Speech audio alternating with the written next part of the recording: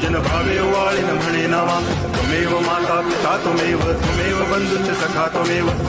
विद्या द्रविणं त्वमेव सर्वं मम देव कायेन वाचा मनसेन्द्रियैर्वा बुद्ध्यात्मना वा प्रकृति स्वभावा करोमि यद्यत् सकलं परस्मै नारायणायति समर्पयामि अच्युतं केशवं रामनारायणं कृष्ण दामोदरं वासुदेवं हरि गिरिधरं माधवं गोपिकावल्लभं जानकीनायकं रामचन्द्रं भजे हरे राम